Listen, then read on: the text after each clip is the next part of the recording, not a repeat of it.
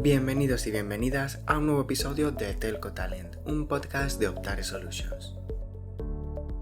Hoy traemos un capítulo especial, nuestro primero en inglés. Y para ello recibimos a Sandra Bernal, una serial teacher como ella misma se define. Con ella vamos a hablar de la importancia de saber inglés para manejarse en el ámbito profesional y de los cambios culturales que implica la globalización del mercado de trabajo. Soy Manu Ojea y empezamos, aquí en Telco Talent.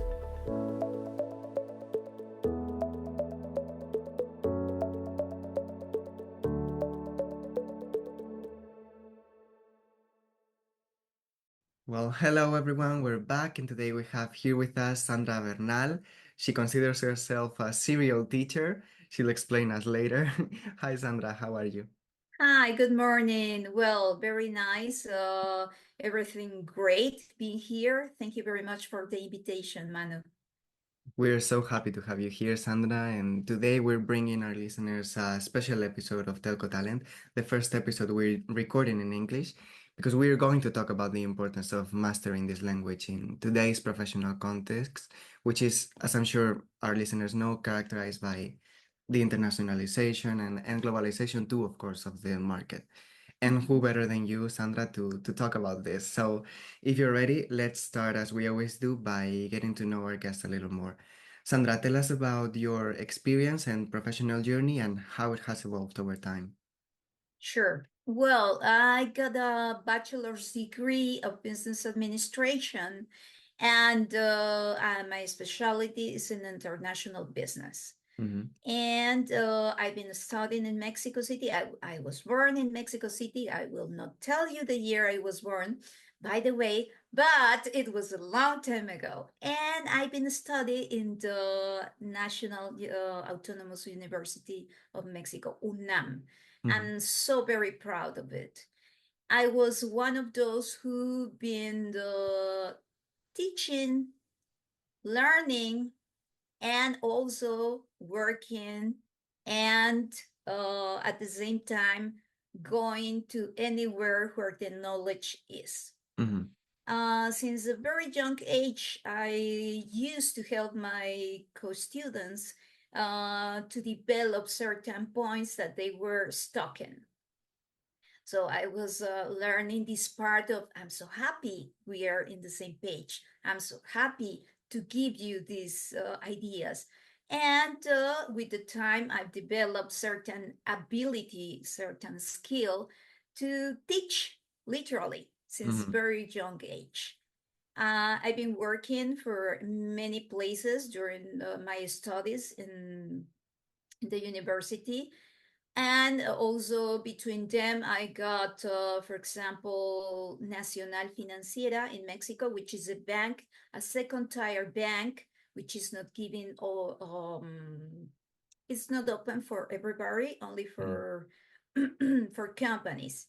And I was working in mergers, acquisitions, and sales of companies. Mhm. That was one of the best times in my life. I was very close to end my career, and I was getting a lot of experience there. Mhm. Then, when I finished, I started to work in a very international company, which is Kimberly Clark Corporation, and I developed a lot more my knowledge around the business. The business was great for me, and I became an internal auditory for the company. So the quality was becoming a very important thing, and boom, suddenly you fall in love and you come to live here to Vigo 25 years ago, more or less. Yeah. Mhm. Well, great, Sandra. Now that we know you a little more and with that introduction out of the way, let's dive right into the topic. And if you don't mind, we'd love for you to share your perspective on the importance that English has gained in the current professional landscape. How essential and just how crucial, honestly, is it for us to dominate this language in order to navigate the market nowadays? Okay. It could be the possibility very easy for me to say, oh, English is very easy to learn, etc., etc. But no, you need time. You need to invest your time with all this. Mm-hmm. I got the opportunity to fall in love with English when I was 13, Mm-hmm. with music. I didn't know a word in English, but I was reading the lyrics meanwhile I was listening. And the only thing I wanted in that moment was mimicking the singer.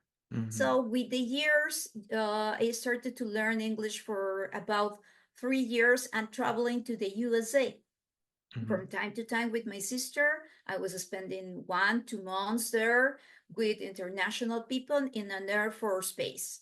So that was like the world in a place, Mm-hmm. literally. Well, today, people is, I would say that the highest levels, the highest scare of English. Mm-hmm. Today we're using the names in English, chief executive, whatever, and I see the names, and then I'm wondering if that person really knows what's the meaning of that. Mm-hmm. We are lucky today because we are surrounded by the English everywhere. Yeah. Parcel to service in the street. You don't go to places like we would say in Spanish, but we go to a pool to play. We are saying words in English that maybe the young generations are doesn't know the real meaning, but they know the context. Mm-hmm. And speaking about the highest levels that they don't know English, I could ask, what would you do if you don't know how to manage your computer today? Right. So it's like impossible to do my job, or I would need to hire somebody to Right. do that job with Mm-hmm. my computer. So it's necessary that we focus into the need of the use of English every single day, not only in your job, but for fun. That's Right. a great time. Mm-hmm. And as we mentioned, you've spent a lot of time teaching English to professionals. You've become a serial teacher, as you say. What are the specific challenges of either learning or mastering English for these types of profiles? And beside like clear-cut language skills, what kind of attitudes should these students be aiming to acquire? Okay, I could name three of them. Mhm. First, the Hamlet syndrome. The Oh, okay. Hamlet, the Hamlet syndrome is when somebody is so scared to commit any error, to Mm-hmm. make errors, that they say nothing. They just Mm-hmm. stay there, receive what you are giving, and that's it. They are not using it, they are just writing things, and that's it. So when that is happening, we're coming back to school. Right. It didn't happen in the school. It didn't work in the school. So why we are supposed to go there? I would get younger. That's good for me. But anyway, for these people, they need English every single day in every single moment because the information is coming and going in English. This is the way this world has been made. Mm-hmm. Second, the people who's only receiving literally, like we're coming to the primary school, sitting down, having a notebook, a pencil, and writing down. Mm-hmm. That's it that's it and they just stuck there. They do not continue. They are like not interested into develop this part. Mm-hmm. And I'm always telling people that today you're in this place, but tomorrow you will be in another. Right. Wouldn't you like to get a little bit more of English to travel, to enjoy, to know what your main program is saying, Mm-hmm. etc.? So, and the last one, those who are there because somebody sent them to the course. And that's funny because you know that they are just, you identify clear, so who is who. Like at the very first beginning, the Hamlet syndrome Uh-huh. is there for everybody. because it's new, I am Yeah. shy, or like I don't want my coworkers to look at me when I am speaking really bad English. But Mm. if you do not make errors, you will never make it. That's why we said fake it until you make it. So Right. we need to fake a little bit and continue, continue, continue. Yeah. So essentially what you're saying is that you need to be an active learner and like active English speaker, not just during the course, but like anywhere and any time that you can implement it into your life, that's gonna be helpful, right? What I would say is that I don't need students. I need partners, Right. partners in crime. And the name of the crime is English. Yeah. That's it. That's it. Let's go together for this. You see, I might be directing the Hmm. class, I might be bringing the information, but I need to send information and catching back. Hmm. I need to catch back. And if you are only sitting down there because somebody sent you to this class, or you're receiving this like a 1 hour in a week, and that's it, I'm not practicing, I'm not learning, I'm not bringing the English outside my job, which is consider the English as a puppy. Hmm. Puppies, they got a lot of energy all the time, and they want to go with people, and they want to run, and they want to go everywhere. Well, consider English like that. If you really want to learn English, not in a short period of time, because in English in 1,000 words, as the plan they were selling, that was like very funny, because we women, we speak around 16,000 words a day, Hmm. and men 50% of that. So that was like almost impossible. You Tarzan, me Jane, and who's Cheetah. Yeah, See exactly. that so we don't need that in our life. So take today is so very easy. You don't have to go out. Inside your house, you have podcasts, you have the TV, you have I am not asking anybody to read a book. I Hmm. wouldn't, not even in Spanish, because some people they don't like to read, but Right. I would ask them to pay attention around.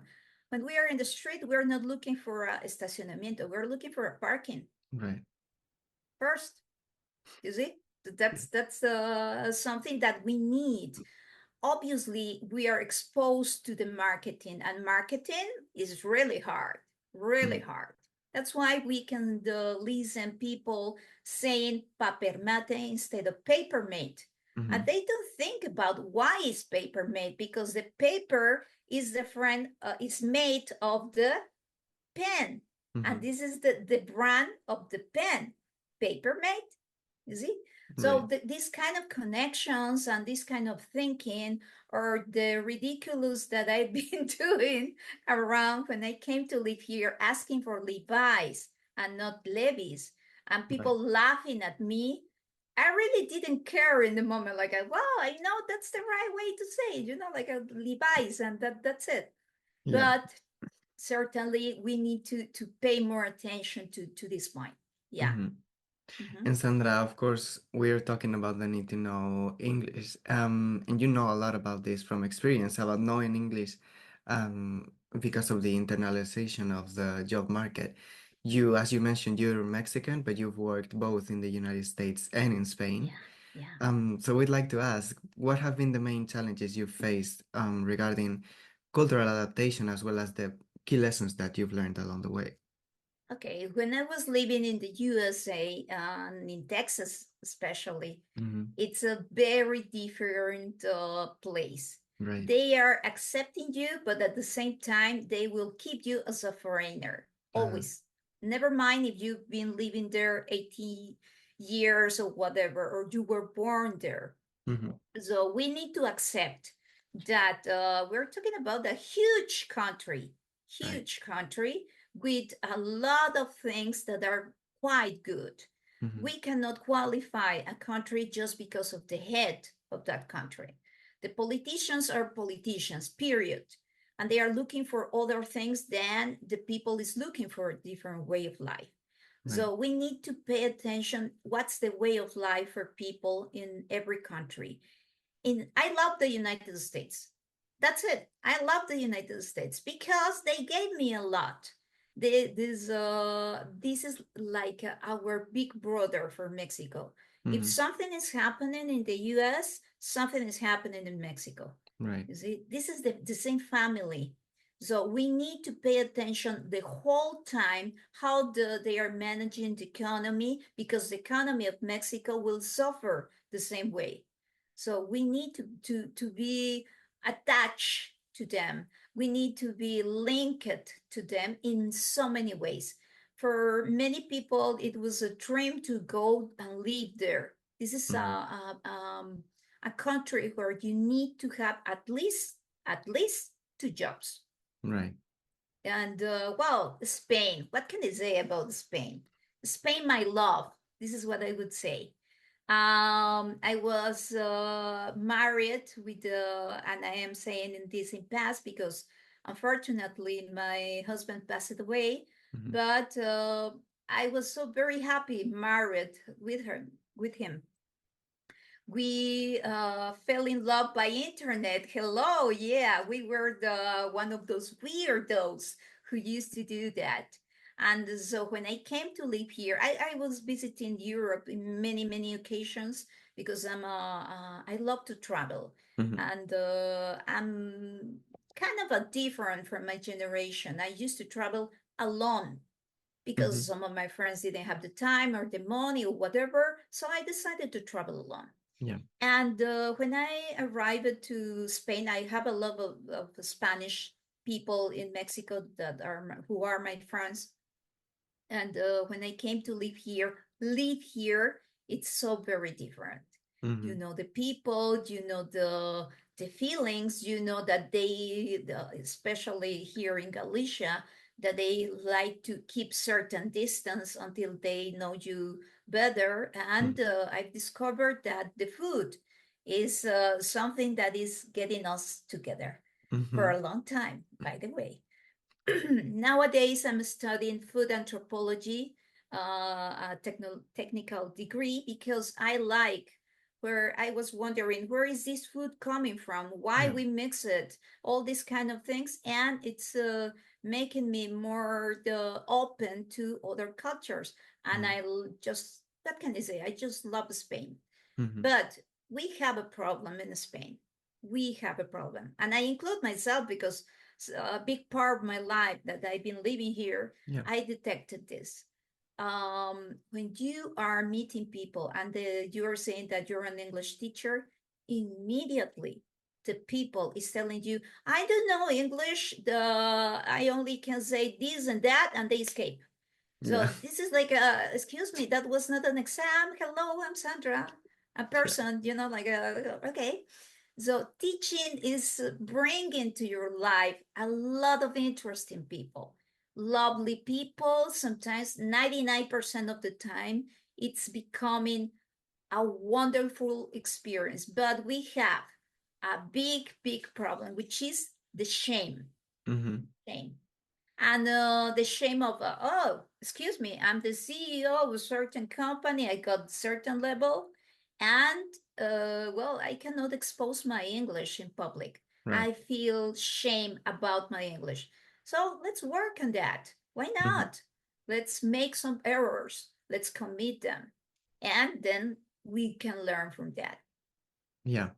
Mhm. And having worked in three countries, Sandra, some with ties to each other, as you say, but still very different from one another, what would you say are the key differences that you have found, particularly in the labor market between Mexico, the United States, and Spain now? Wow. Okay, that's a very good question. In Mexico, we work if we compare Mexico with Spain, we are working in slow motion Right. because, yeah, it's a very big country. You need to move a lot of people to make a decision. Mm-hmm. And considering this, Spanish people normally are having a lot of problems because they say yes directly, and we Mm-hmm. never say yes directly.